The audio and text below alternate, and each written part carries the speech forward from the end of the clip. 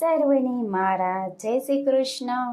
આપ સર્વેનું મારી યુટ્યુબ ચેનલમાં હાર્દિક સ્વાગત છે. આજે આપણે તુલસી માતા કે દરેકના ઘરમાં તુલસી ક્યારો એ ઘરના આંગણાની શોભા સમાન હોય છે.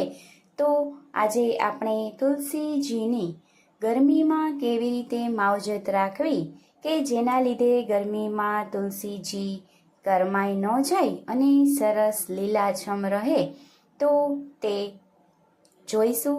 તો વિડીયોને અંત સુધી જરૂરથી જોજો. અને જો ચેનલમાં નવા હોય અને ચેનલને સબસ્ક્રાઈબ ના કરી હોય તો જરૂરથી કરજો. ગરમીના દિવસોમાં કાળઝાળ ગરમી પડે છે ત્યારે આ ગરમીની અસરના કારણે તુલસીજીનો છોડ સુકાવા લાગે છે. તુલસીજીના છોડની પૂજા કરવામાં આવે છે. આ સાથે અનેક લોકો તુલસીજીને પાણી પણ ચડાવતા હોય છે. તુલસીને બહુ પવિત્ર માનવામાં આવે છે, પરંતુ તુલસીનો છોડ ગરમીમાં સુકાઈ જલ્દીથી જાય છે, જેના કારણે અંદરથી પણ ખરાબ થઈ જાય છે. આ માટે ગરમીમાં તુલસીના છોડની દેખરેખ રાખવી ખૂબ જ જરૂરી છે. આમ આપણા ઘરમાં આ સમસ્યા રહેતી હોય તો આ ટિપ્સ જાણીએ કે જેના લીધે તુલસીજીનો રોપ સરસ લીલોછમ રહે. તો ચાલો ગરમીમાં તુલસીજીના છોડની કેવી રીતે દેખરેખ રાખવી. તુલસીજીનો છોડ હંમેશા ભેજયુક્ત રહે છે અને સૂર્યપ્રકાશમાં પણ બળી ના જાય એ માટે તુલસીના કુંડામાં નીચે સૂકા નાળિયેરના છોતલા મૂકી દેવા. ત્યારબાદ ઉપર માટી ભરી અને તુલસીનો છોડ લગાવવો. આમ તુલસી રોપતી વખતે નારિયેળની છાલમાં પાણી શોષવાની ક્ષમતા હોય છે, જેના કારણે તુલસીનો છોડ સુકાતો નથી અને મસ્ત લીલોછમ રહે છે. તુલસીનો છોડ ગરમીમાં સુકાઈ જાય છે તો તેના માટે સવારે અને સાંજે બંને વખત તુલસીજીમાં જળ ચડાવવું જોઈએ. આ સાથે એક વાતનું ધ્યાન રાખવું જોઈએ કે તુલસીના પાર પર પાણી છાંટતા રહેવું જોઈએ. તડકાના કારણે પાન નબળા થઈ જાય છે અને જલ્દી ખરી જાય છે. આમ પાન ખરી જવાથી ડાળીઓ એકલી પડી સુકાઈ જાય છે. પાણી છાંટવાથી એમાં નમી આવે છે અને મજબૂત થાય છે. આ સમયે તમે પાન પર પાણી છાંટો છો તો સરસ લીલાછમ પાન રહી અને સુકાશે નહીં.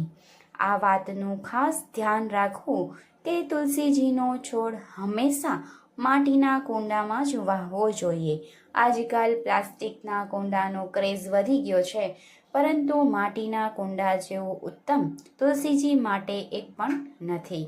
માટીના કુંડામાં તુલસીજી સારી રીતે થાય છે. તુલસીજીના છોડમાં નમી રહે છે. કેટલાક લોકો પ્લાસ્ટિકના કુંડામાં તુલસીજીનો છોડ વાવતા હોય છે. આમ તમે પણ આવું કરો છો તો આ તમારી સૌથી મોટી ભૂલ હશે, કારણ કે પ્લાસ્ટિકના કુંડામાં કોઈ પણ રોપ વાવવાથી તે પાણી શોષતું નથી અને જો પાણી વધી જાય તો એ પચી જાય છે અને માટીમાં નમી હોય છે. તેથી જો થોડુંક પાણી હોય ને તો પણ એ વધારે સમય સુધી રોપને પાણી અને ભેજ આપતું રહે છે. આમ તુલસીના છોડને તડકાથી બચાવવા માટે માટીમાં ચારે બાજુ ડંકીઓ લગાવવી જોઈએ. ત્યારબાદ ઉપર કોઈ કપડું બાંધી દેવું જોઈએ. આમ કરવાથી ચારે તરફ ઢાંકેલી રહેશે, જેના કારણે છોડ સુકાશે નહીં. તુલસીના છોડને સામાન્ય રીતે 4 થી 5 કલાક તડકો મળવો જોઈએ. આનાથી વધારે તડકો આવે તો તેમાં બીજી જગ્યાએ માટીનું કુંડું મૂકી દેવું જોઈએ. આમ કરવાથી તડકો ઓછો આવશે અને છોડ સુકાશે નહીં. અને જો સાવ તડકો ના મળે તો પણ રોપ સુકાઈ જાય છે, કારણ કે તુલસીના છોડને નિત્ય તડકો મળવો પણ જરૂરી છે અને છાંયો મળવો પણ જરૂરી છે.